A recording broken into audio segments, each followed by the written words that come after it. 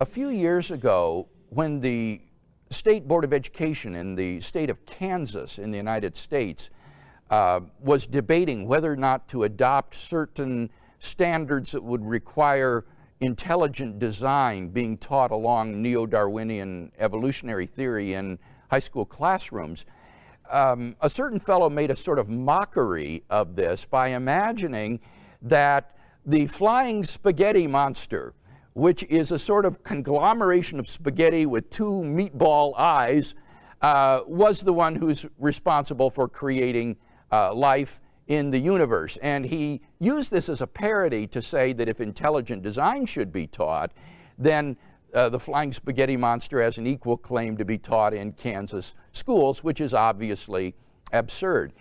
Now, in fact, this wasn't really a very good parody, because the proponents of intelligent design insist that they are not identifying the intelligent designer as God. They freely admit and insist that to be the intelligent designer of the cosmos does not require such properties as omniscience, omnipotence, omnibenevolence, and so forth. So that paradoxically, the flying spaghetti monster parody was actually an instance of intelligent design. It would be an intelligent design hypothesis, but one that would be unjustified because it would attribute all sorts of specific properties to the intelligent designer, which could not be inferred from the phenomena to be explained, namely biological complexity. So in fact, the parody was really rather misconceived, despite the popularity that the flying spaghetti monster received on the internet. This is probably going to be the most simplest one for you to answer, but what if you're wrong? Well, what if I'm wrong? I mean, anybody could be wrong. We could all be wrong about the flying spaghetti monster and the pink unicorn and the flying teapot. You happen to have been brought up, I would presume, in the Christian faith. You know what it's like not to believe in a particular faith because you're not a Muslim, you're not a Hindu. Why aren't you a Hindu?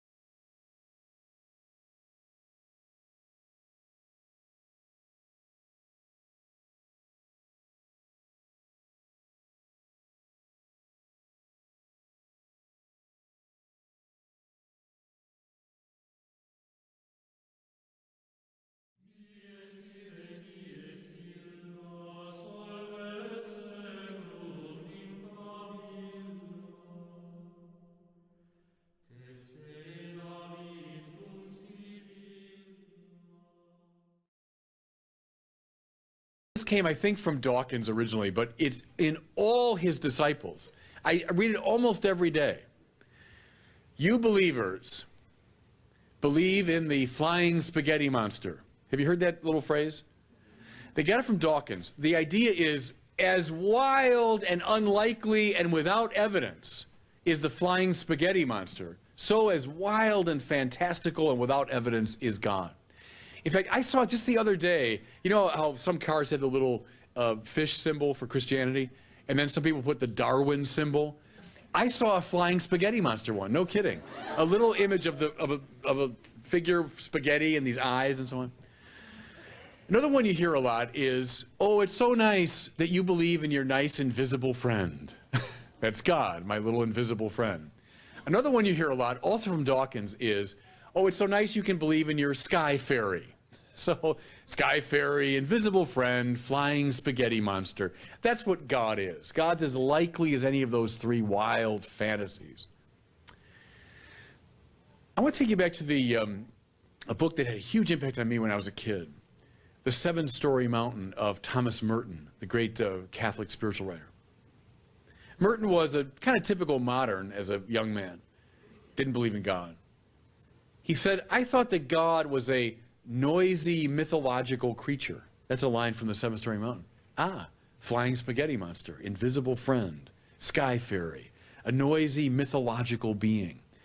But then Merton one day was walking down Fifth Avenue in Manhattan. He came to the Scribner's bookstore and he saw in the window a book called The Spirit of Medieval Philosophy by the French philosopher Etienne Gilson. He picked up the book and he read it. And what he found was this richly intellectual approach to God that you can find in medieval philosophy. What he found was this: God, for the great medieval Catholic tradition, is not ens summum. That means highest being.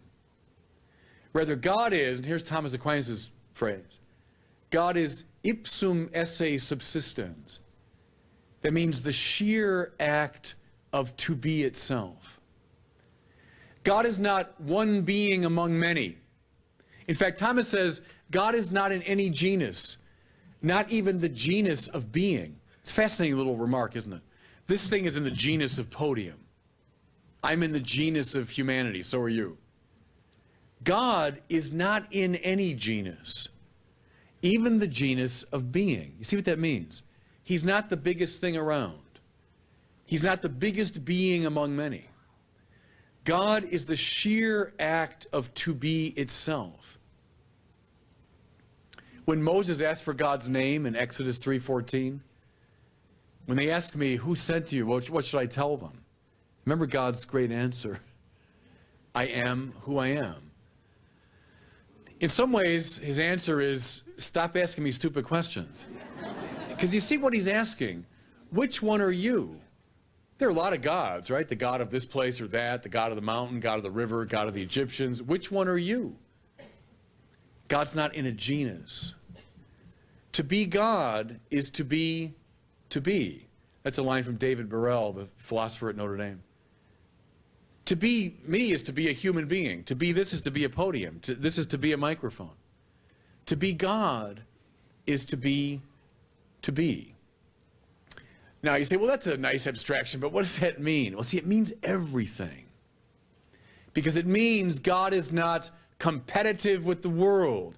See, friends, lurking behind so much of the atheist critique, and this goes back to Feuerbach and Freud and Marx and Sartre and everybody else, is the view that somehow God has got to be eliminated if we are to be fully ourselves. Sartre put it just that way, didn't he? If God exists, he said, I cannot be free. But I am free. Therefore, God does not exist. Now, what I would argue is that there are arguments for the existence of God based on things like the origin of the universe, the design of the fine-tuning of the initial conditions of the Big Bang, the moral argument for God's existence, which show that, in fact, the creator and designer of the universe cannot be a flying spaghetti monster. One reason, very simply, is a flying spaghetti monster is a physical object. It is a material object extended in space and time, and therefore it cannot be the cause of the Big Bang, because the cause of the Big Bang has to exist beyond space and time and be the creator of all matter and energy in the universe, which come into existence at the initial cosmological singularity. So the cause of the universe has to be an immaterial, timeless, spaceless being which transcends the universe and brings it into existence. And therefore, the flying spaghetti monster hypothesis is simply inept as an explanation of the origin of the universe, not to speak of the fine-tuning of the laws of nature to which this flying spaghetti monster would himself be subject. So the parody is a silly one, and it does really nothing to undercut the standard arguments for a transcendent creator and designer of the universe, which enable us to deduce several of the properties of this being, which are theologically significant and consonant with the classical concept of God.